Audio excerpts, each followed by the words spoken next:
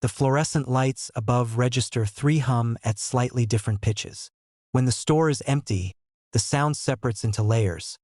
One thin and needling, one low and steady, one that wavers like it's thinking about going out.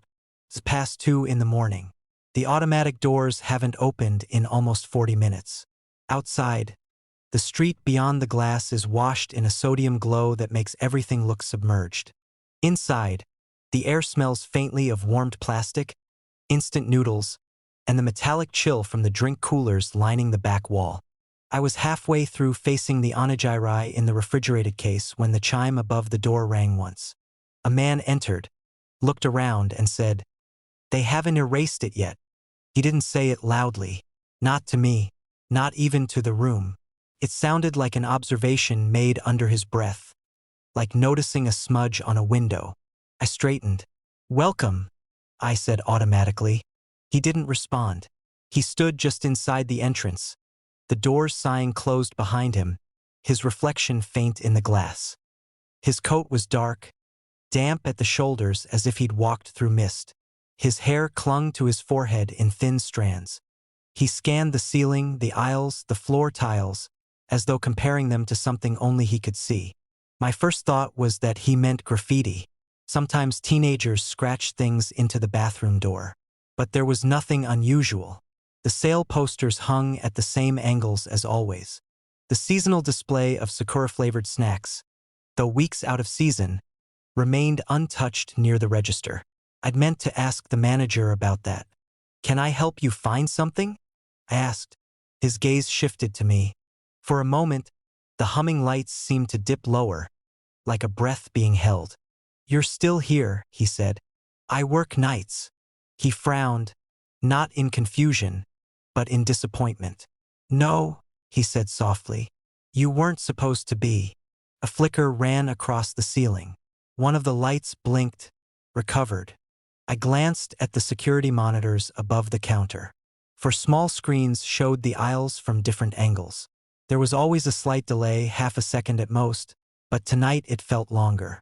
On the top left screen, the man was still standing just inside the door, though in front of me he had already taken 2 steps toward the magazine rack. I blinked. On the screen, he lifted his hand. In reality, his hand was still at his side. "Is something wrong?" I asked. He looked up at the monitors too. "They missed that," he murmured. "They always miss the timing." A tightness spread across my shoulders. "Missed what?" He didn't answer. Instead, he walked down aisle 3, the one with canned coffee and instant curry. The shelves there are narrow. Customers sometimes brush both sides at once. As he passed, the products seemed to shift closer together, the aisle narrowing around him. I told myself it was perspective. I watched through the convex mirror mounted near the ceiling. His reflection lagged a fraction behind his body, like a poorly synced subtitle. "They haven't erased it yet," he repeated. "What is it?" I asked more sharply than I intended. He stopped at the end of the aisle and turned. "You don't feel it?" I opened my mouth to say no. Instead, I hesitated.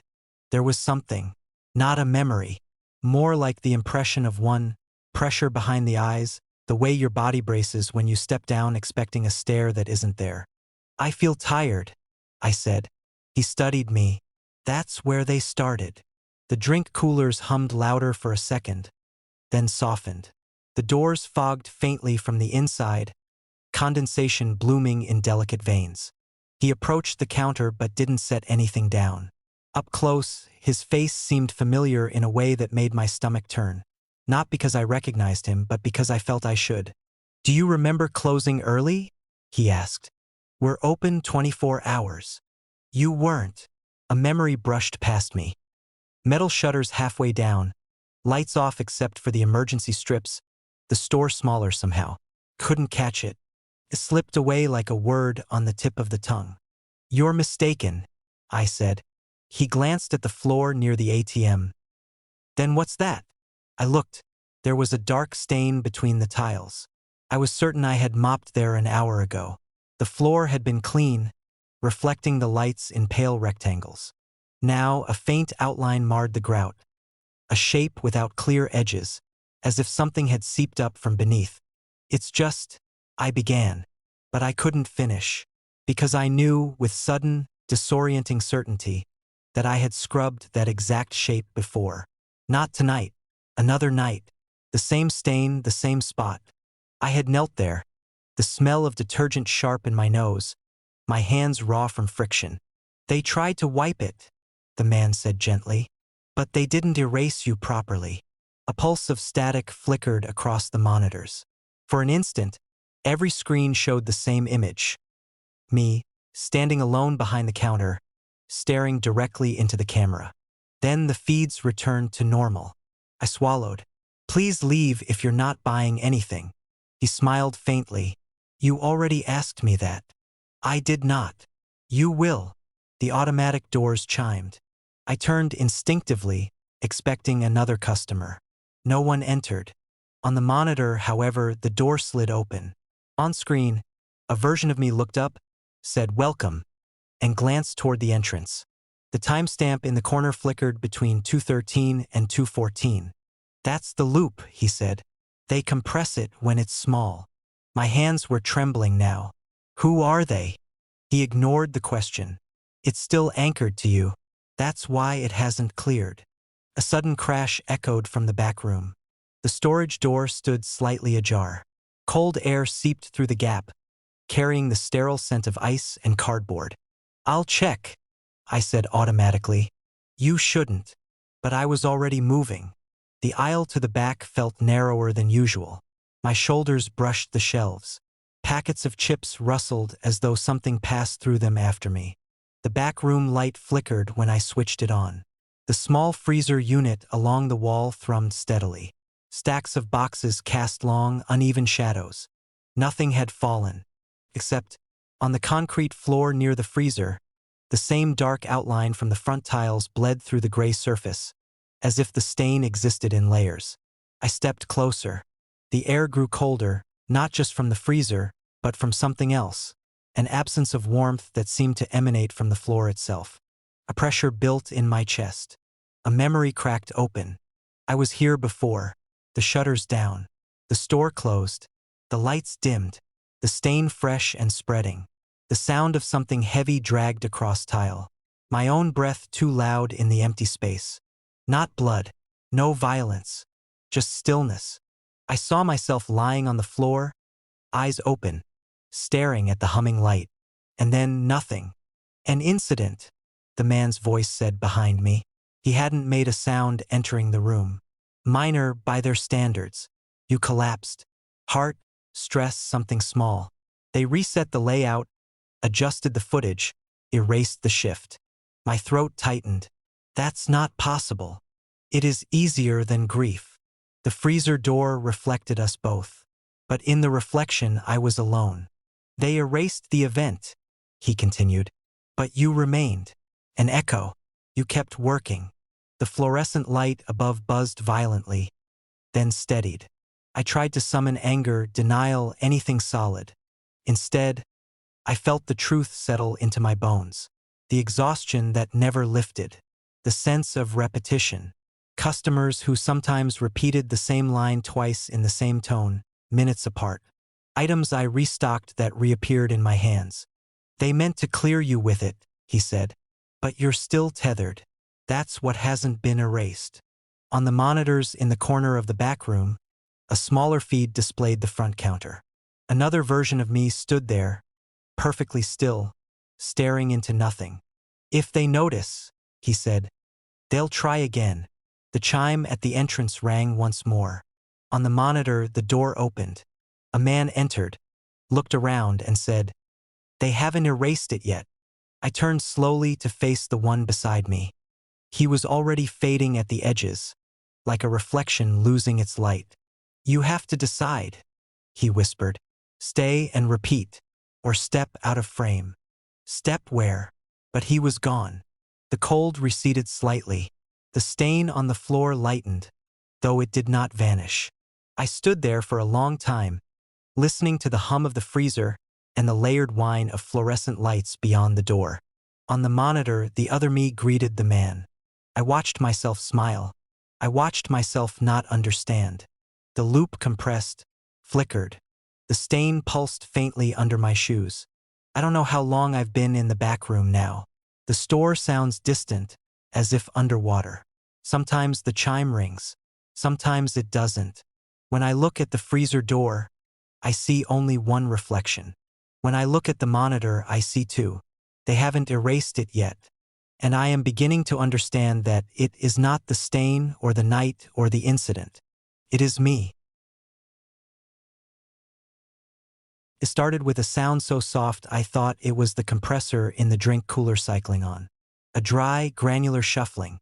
Cardboard against cardboard. Plastic crinkling in a careful, deliberate way. I was alone on the night shift as usual. 2:17 a.m. According to the small red digits above the register.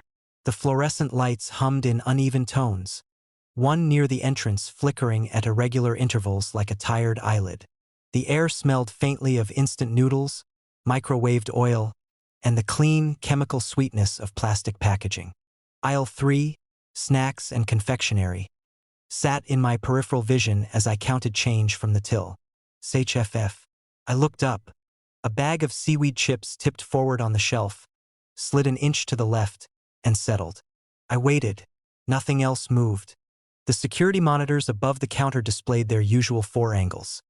Entrance, aisle 1, aisle 3, and the refrigerated section. There was always a slight delay in the feed, but tonight it seemed more pronounced.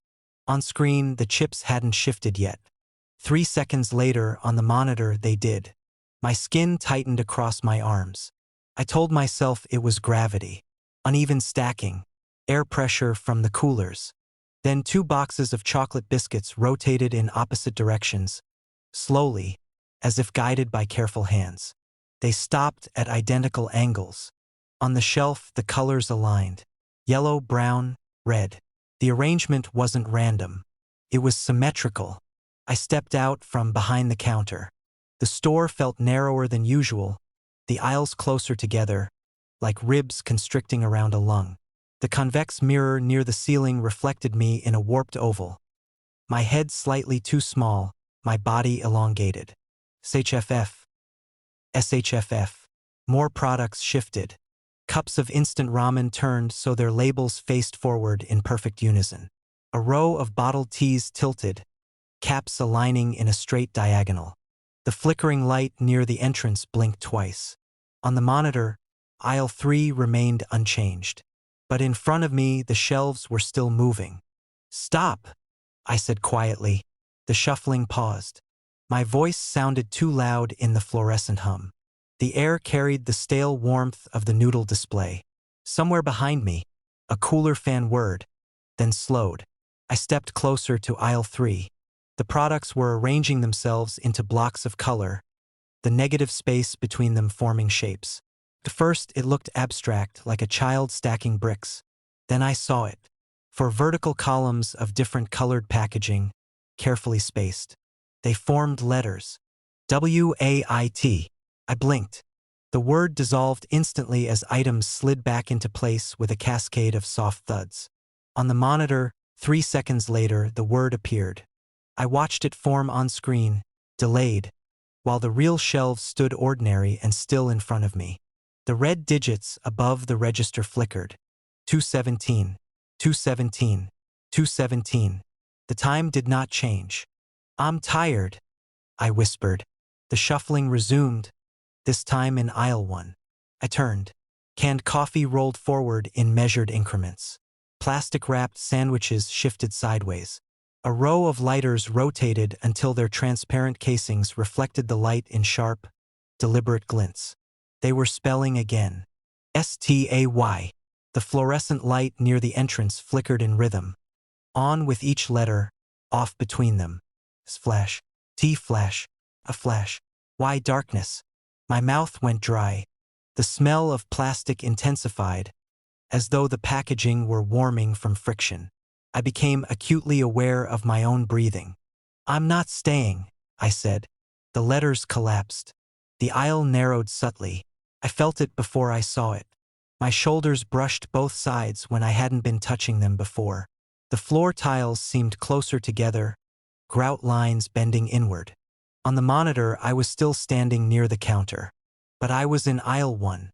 The delay had stretched impossibly. Is this a prank? I asked the empty store. A bag of rice crackers slid off the shelf and landed upright at my feet. Its front label read, "Open." The doors at the entrance did not chime, but on the monitor, they slid apart. A version of me walked in. She wore the same uniform, the same name tag. She didn't look at the counter. She walked directly to aisle 3. The shelves began rearranging themselves in front of her. From where I stood, the real shelves remained static. But on the screen, products shifted in fluid synchronization. She read the word forming there. Remember. A sharp pressure bloomed behind my eyes. I staggered back. Memory brushed against me. Not a specific event, but an absence shaped like one. A shift that ended abruptly. A night when the store closed for maintenance that I could not recall experiencing. The monitors glitched. Now all 4 feeds showed the same image. Aisle 3, spelling remember. In front of me, aisle 1's products began to move again. The letters formed slower this time, as though with effort. YOU. The light above flickered violently. The hum of the coolers deepened, harmonizing into a low, resonant tone that vibrated in my ribs. Remember what? I demanded. The shelves stilled. The store went silent except for the fluorescent buzz. Then, softly, reverently, aisle 3 began rearranging again. I forced myself to walk toward it. The air felt denser with each step. The word took shape from instant noodle cups and box curry packets. DID. I swallowed. The next word began beneath it. NOT. A chill slid through me. The products locked into place. LEAVE. The sentence spanned 3 shelves. You did not leave. My stomach twisted. The monitors showed me standing alone in aisle 3, reading the message. Behind that version of me, barely visible in the reflection of the freezer door, was a dark, vertical distortion, like a gap in the shelving where no aisle existed. The shelves in front of me shuddered. The words dissolved. New letters formed. Faster now. FALL. The smell of instant noodles intensified until it felt suffocating. I remembered slipping, a wet patch on the tile, my head striking the edge of the metal shelf. The hum of the lights fading. The store closed for 2 days after that, according to the schedule I once saw posted in the back. But I had no memory of not working. The letters shifted again. YOUSTAYED. The aisles tightened further. The lights flickered in accelerating rhythm, synchronized with each letter snapping into place. You're wrong, I whispered. On the monitor, the other me turned slowly toward the camera. Her lips moved. Behind me, aisle 1 rearranged again. CHOSE. The word pulsed, then added another beneath it. US. The shelves stopped moving. The store felt suddenly vast and impossibly small at the same time. A realization unfurled like something uncoiling in my chest. The store wasn't trapping me. It was preserving me. The night I fell, something in the stillness of the fluorescent hum had taken notice. Something threaded through the wiring, the shelving, the repeating geometry of aisles and inventory. It had held onto the pattern of me, the way I walked, the way I faced products forward, the way I breathed in the plastic-scented air. It had rebuilt me from memory. The monitors flickered back to separate feeds. The doors chimed. A customer entered. He walked to the register. "Late tonight," he said casually. I stared at him. On the monitor, the shelves behind him began to shift. STAY. The light flickered. The aisles narrowed. The customer's reflection in the glass of the cooler did not match his posture. It stood straighter, watching me with patient expectation. The shelves formed a final word behind him. READ. I understood then. The words weren't warnings. They were instructions. The store was not speaking to me. It was using me. Someone had to see the messages. Someone had to interpret the rearrangements to keep the pattern intact. If I left, there would be no reader. The customer smiled faintly. "Will that be all?" I heard myself ask. The shelves began to move again, faster, more urgently. But I did not turn to look, because I already knew what they would spell, and I knew they would keep spelling it. For as long as I stayed,